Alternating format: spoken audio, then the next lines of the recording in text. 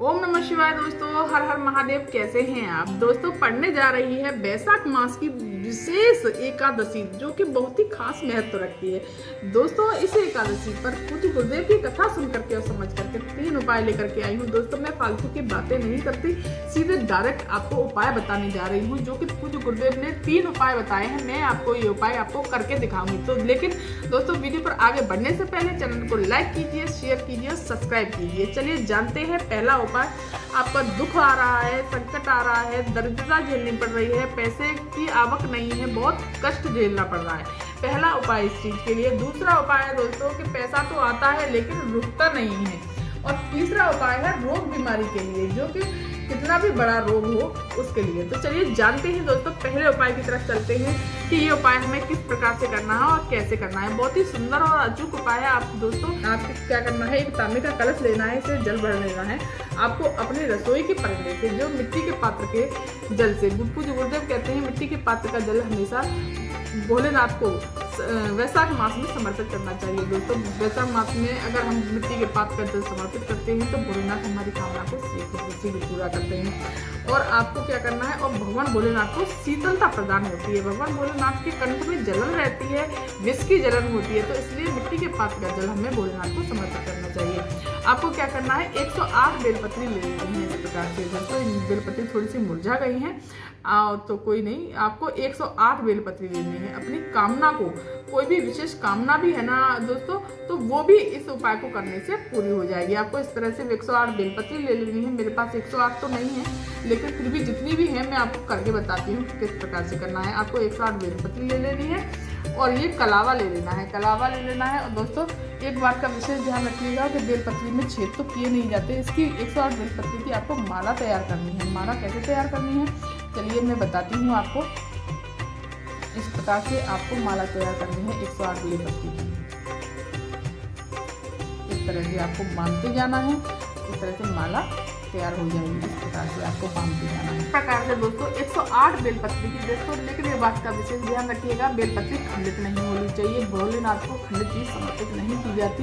देख कर सुंदर सुंदर सी प्यारी प्यारी सी बेलपत्री लेकर के आइए और इसकी माला बना करके आपको तैयार कर लेनी है। इस प्रकार से माला बना लेनी है और सीधे पहुंच जाना है देवादेव महादेव के शिव मंदिर। शिव मंदिर पहुंच करके आपको 1 लोटा जल जरूर लेकर के जाना है, जो कि अपने मिट्टी के पात्र से जो भरा हुआ है उस तरह से। और आपको मंदिर पहुंच करके सबसे पहले गणेश जी के स्थान पर जल समर्पित कर देंगे। श्री शिवानंद मंत्र का जाप करते हुए कार्तिकेय जी के स्थान पर, माता तुलसी जी के स्थान पर, माता रानी के स्थल पर, और फिर श्री शिवानंद मंत्र का जाप करते हुए इस तरह से आपको सारा जल समर्पित कर देना है। और भोलेनाथ से प्रार्थना करके जो भी कामना है आपकी, विशेष कामना है, धन से जुड़ी हुई, दुख बहुत आ रहे हैं, कष्ट बहुत झेलने पड़ रहे हैं, या कैसी भी दिक्कतें हैं, इस तरह से आपको बेलपत्री की 108 बेलपत्री की माला आपको समर्पित कर देनी है भोलेनाथ को। इससे भोलेनाथ बहुत जल्दी प्रसन्न होते हैं और आपकी कामना को शीघ्र पूरा करते हैं। दोस्तों बहुत ही सुंदर और अच्छी उपाय है। इस तरह से चटनी लगा दीजिए और वहीं पर बैठ करके थोड़ी देर प्रार्थना करनी है और बाबा को प्रणाम करते हुए सीधे अपने घर चले जाए। अब चलिए जानते हैं दोस्तों दूसरा उपाय। दूसरा उपाय है कि अगर आपके यहाँ धन तो आ रहा है लेकिन धन रुक नहीं रहा, टिक नहीं रहा, कहीं गलत व्यसन में जा रहा है, कहीं गलत जगहों पे जा रहा है, डॉक्टरी में जा रहा है, या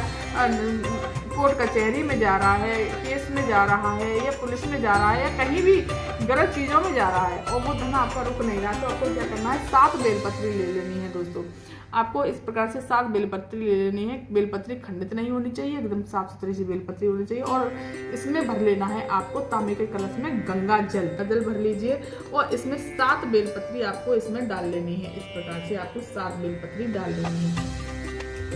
7 बेलपत्री डाल करके और सीधे देवादेव महादेव के शिव मंदिर पहुंचना है। सीधे देवादेव महादेव के शिव मंदिर पहुंच करके उत्तर दिशा की तरफ मुख करके खड़े होना है। और ये जो बेलपत्री हम गंगा जल में डाल करके ले जाएंगे, इसको हमें क्या करना है, जो नंदी का पैर जो उठा हुआ है, ये वाला दोस्तों, ये वाला नंदी का जो पैर उठा हुआ है, यहाँ पर आपको गंगा जल समर्पित कर देना है। सारा का सारा गंगा जल यहाँ समर्पित कर देंगे। श्री शिवानंद मंत्र का जाप करते हुए, अपनी कामना को कहते हुए कि बाबा मेरे काम बन नहीं रहा है, पैसे रुक नहीं रहे हैं, गलत व्यसन में जा रहे हैं, जहाँ भी है जो भी है।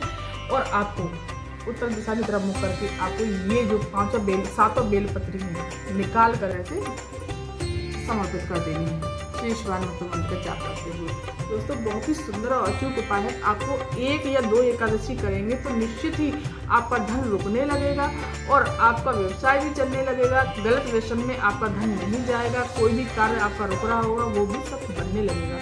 दोस्तों बहुत ही सुंदर और अचूक उपाय है। अब चलिए जानते हैं रोग बीमारी के लिए, जो कि पूज्य गुरुदेव ने बहुत ही सुंदर और बहुत ही प्यारा सा उपाय बताया है कि अगर आपके घर में रोग हो गया है, बहुत भारी रोग हो गया है, बहुत संकट जा रहा है, तो उसके लिए उपाय बताया है पूज्य गुरुदेव ने। आपको क्या करना है, एक बेलपत्री ले लेनी है।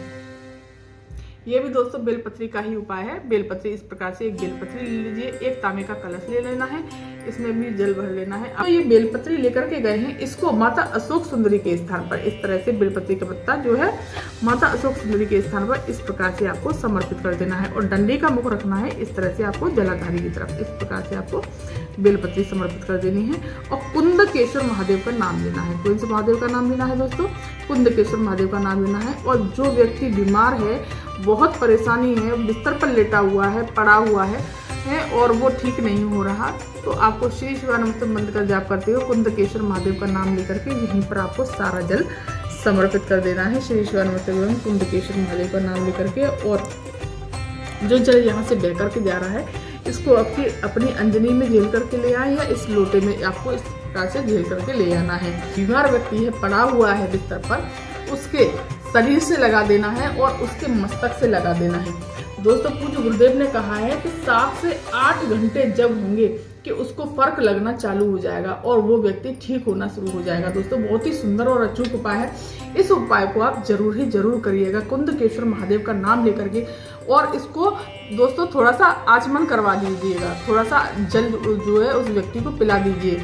अगर वो व्यक्ति जल नहीं पी पाता है तो इसके शरीर से थोड़ा सा लगा करके मस्तक से जरूर लगा दिए।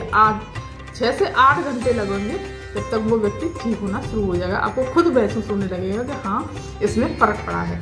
तो दोस्तों बहुत ही सुंदर से उपाय है एकादशी के, और बैसाख मास की एकादशी पड़ रही है तो बहुत ही विशेष खास महत्व रखती है आज की। धन्यवाद।